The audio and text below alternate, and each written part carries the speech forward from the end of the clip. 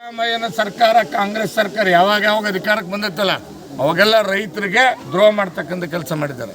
ಹಿಂದೆ ಸಿದ್ದರಾಮಯ್ಯ ಅಧಿಕಾರದಲ್ಲಿದ್ದ ಗೊಬ್ಬರಕ್ಕೋಸ್ಕರ ಲಾಠಿ ಚಾರ್ಜ್ ಆಗಿತ್ತು, ಗಮನದಾಗಿರಲಿ ನಮ್ಗೆ. ಯಡಿಯೂರಪ್ಪ ಗೌರ್ಮೆಂಟ್ ಇದ್ದಾಗಲೂ ಒಂದು ನಿಮಿಷ, ಅದು ಅವಾಗ ಬೇರೆ, ಅವಾಗ UPA ಸರ್ಕಾರ ಇತ್ತು. ನಾನು ಹೇಳ್ತಾ ಇರ್ತಕ್ಕಂಥದ್ದು ಅವಾಗ UPA ಸರ್ಕಾರ ಇತ್ತು, ಕೇಂದ್ರ ಸರ್ಕಾರ ಗೊಬ್ಬರ ಸಪ್ಲೈ ಮಾಡಬೇಕಾಗಿತ್ತು.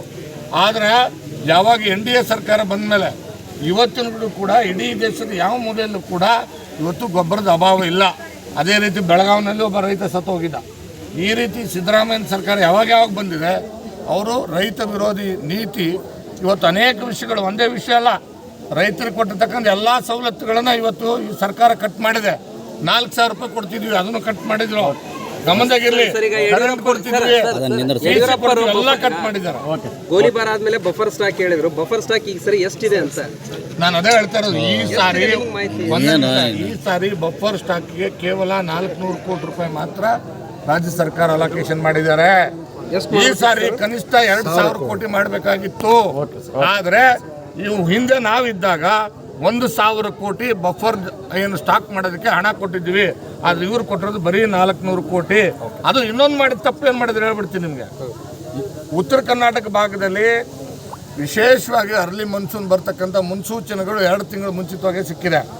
ನೀವು ಮಧ್ಯ ಕರ್ನಾಟಕದ ಚಿತ್ರದುರ್ಗ, ದಾವಣಗೆರೆ, ಹಾವೇರಿ, ಹುಬ್ಬಳ್ಳಿ, ಧಾರವಾಡ, ಗದಗ, ಕೊಪ್ಪಳ, ಈ ಕಲ್ಯಾಣ ಕರ್ನಾಟಕದ ಬೀದರ್ ಇರ್ಬೋದು, ಯಾದಗಿರಿ ಇರ್ಬೋದು, ಗುಲ್ಬರ್ಗ ಇರ್ಬೋದು, ರಾಯಚೂರು ಇರ್ಬೋದು, ಬಳ್ಳಾರಿ ಇರ್ಬೋದು, ಈ ಭಾಗದಲ್ಲಿ ಅರ್ಲಿ ಮನ್ಸೂನ್ ಇದೆ. ಇಲ್ಲಿ ಹೆಚ್ಚು ಗೊಬ್ಬರ ಬೇಕಾಗಂತ ಗೊತ್ತಿದ್ರು ಕೂಡ ಈ ಭಾಗಕ್ಕೆ ಹೆಚ್ಚಿಗೆ ಗೊಬ್ಬರ ಸ್ಟೋರ್ ಮಾಡ್ತಾರೆ. ಅಲ್ಲ ಸರ್, ನೀವು ನೀವು ಮಣ್ಣು ತಿನ್ನತನ ನೀವು ಸುಮ್ಮನೆ ಇದ್ರಿ ಅಲ್ಲ ಸರ್. ಇವಾಗ ನೀವು ವಿಳಂಬ ಮಾಡಿರಲ್ಲ, ನೀವು ನಾವು ನಿಮ್ದು ವಿಳಂಬ ಅಲ್ಲ.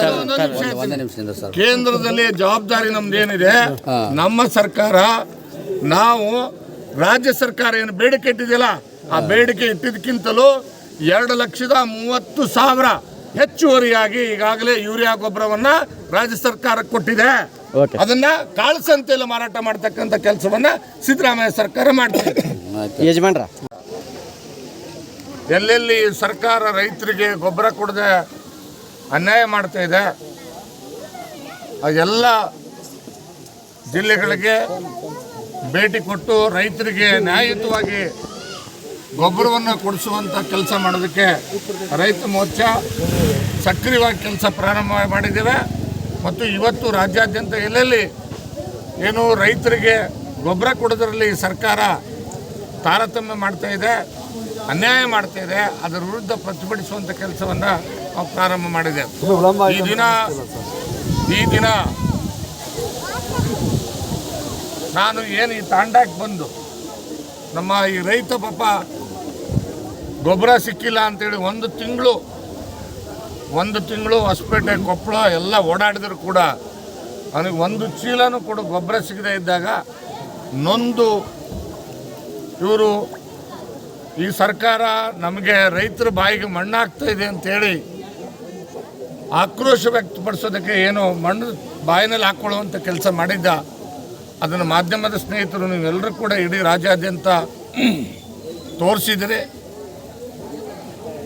ಇದನ್ನು ಕಂಡಿರ್ತಕ್ಕಂಥ ಸರ್ಕಾರ ನಂತರ ಬಂದು ಇವನಿಗೆ ಗೊಬ್ಬರ ಕೊಡ್ತಕ್ಕಂಥ ಕೆಲಸ ಮಾಡಿದ್ದಾರೆ. ಆದರೆ ರಾಜ್ಯ ಸರ್ಕಾರ ಮಾರ್ಚ್, ಏಪ್ರಿಲ್, ಮೇನಲ್ಲೇ ರಿವ್ಯೂ ಮೀಟಿಂಗ್ಗಳು ಮಾಡಿ ಈ ರಾಜ್ಯಕ್ಕೆ ಬೇಕಾಗಿರ್ತಕ್ಕಂಥ ಸುಮಾರು 11,73,000 ಯೂರಿಯಾ ಗೊಬ್ಬರ ಏನು ಕೇಂದ್ರ ಸರ್ಕಾರ ಅಲೋಕೇಶನ್ ಮಾಡಿದೆ ಅದನ್ನು ಸ್ಟೋರ್ ಮಾಡ್ತಕ್ಕಂಥ ಕೆಲಸ ಮಾಡಬೇಕಾಗಿತ್ತು. ವರ್ಷದ ಆರಂಭದಲ್ಲೇ ಕೇಂದ್ರ ಸರ್ಕಾರ ಡೈರೆಕ್ಷನ್ ಕೊಟ್ಟಿದೆ.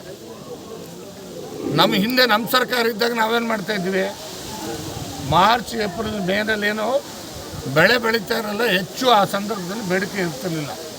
ಆದರೆ ಯೂರಿಯಾ ಕಂಪನಿಗಳು ಏನು ಯೂರಿಯಾ ತಯಾರು ಮಾಡ್ತಕ್ಕಂಥ ಕಂಪನಿಗಳನ್ನು ತಯಾರು ಮಾಡ್ತಿದ್ರು, ಅದನ್ನು ಸರ್ಕಾರದ ಸುಮಾರು 1,000 ಕೋಟಿ ಹಣವನ್ನು ಆವರ್ತನ ನಿಧಿಯನ್ನು ಇಟ್ಟು ಅದರಿಂದ ಗೊಬ್ಬರ ಖರೀದಿ ಮಾಡಿ ಎಲ್ಲ ಕಡೆಗೆ ಎಮರ್ಜೆನ್ಸಿ ಬಫರ್ ಸ್ಟಾಕ್ಗಳನ್ನು ಮಾಡ್ತಕ್ಕಂಥ ಕೆಲಸ ನಮ್ಮ ಸರ್ಕಾರ ಮಾಡ್ತಾಯಿತ್ತು.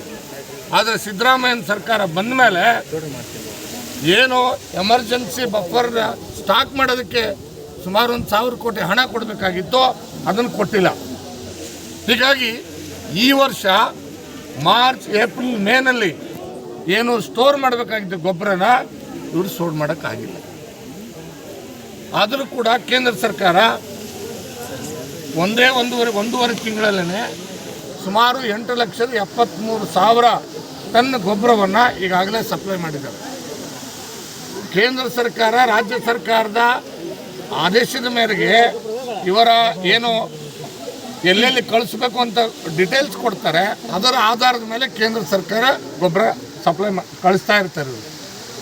ಆದರೆ ಒಂದು ನಿಮಿಷ ನಾನು ಸ್ಪಷ್ಟವಾಗಿ ಹೇಳ್ತೀನಿ, ಆದರೆ ಏನಾಗಿದೆ ಅಂದರೆ ರಾಜ್ಯ ಸರ್ಕಾರಕ್ಕೆ ಬಂದಿರತಕ್ಕಂಥ 8,73,000 ಟನ್ ಏನು ಗೊಬ್ಬರ ಇದೆ, ಅದರಲ್ಲಿ ಕೇವಲ 5,30,000 ಟನ್ ಮಾತ್ರ ರೈತರಿಗೆ ಕೊಡೋಕ್ಕೆ ದಾಸ್ತಾನುಗಳು ಮಾಡಿದರೆ.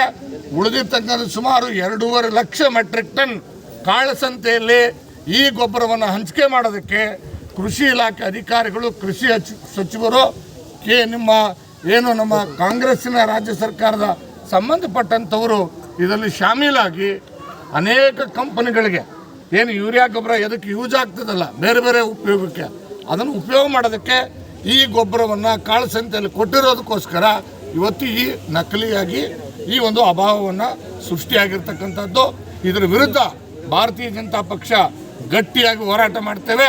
ಯಾವುದೇ ಕಾರಣಕ್ಕೂ ರಾಜ್ಯದ ರೈತರಿಗೆ ಈ ಮುಖಾಂತರ ನಾವು ವಿನಂತಿ ಮಾಡ್ತಾ ಇದ್ದೇವೆ, ಎಲ್ಲೇ ನಿಮಗೆ ಗೊಬ್ಬರ ಸಿಕ್ಕಿಲ್ಲ ಅಂತ ಗೊತ್ತಾದರೆ ನಮ್ಮ ಪದಾಧಿಕಾರಿಗಳು, ನಮ್ಮ ಜಿಲ್ಲಾಧ್ಯಕ್ಷರುಗಳು, ನಮ್ಮ ಶಾಸಕರುಗಳು ನಾವೆಲ್ಲರೂ ಕೂಡ ನಿಮ್ಮ ಪರವಾಗಿ ನಿಲ್ತೇವೆ. ನಿಮ್ಮ ಗೊಬ್ಬರ ಸಿಗೋವರೆಗೆ ಅಹೋರಾತ್ರಿ ಧರಣಿ ಮಾಡ್ತೇವೆ. ಈ ಸರ್ಕಾರನ ಯಾವುದೇ ಕಾರಣಕ್ಕೂ ಕೂಡ ರೈತರಿಗೆ ಗೊಬ್ಬರ ಕೊಡೋದ್ರಿಂದ ಏನು ಮಾರ್ಕೆಟ್ನಲ್ಲಿ ನಕಲಿ ಅಭಾವ ಸೃಷ್ಟಿ ಮಾಡಿ ಕಾಳಸಂತೆಯಲ್ಲಿ ಮಾರಾಟ ಮಾಡ್ತಾರೆ, ಅದನ್ನು ತಡೀತಕ್ಕಂಥ ಕೆಲಸ ಖಂಡಿತವಾಗಿ ನಾವು ನಿಮ್ಮ ಜೊತೆಗೆ ಇದು ಮಾಡ್ತೇವೆ ಅಂತ ಹೇಳಿ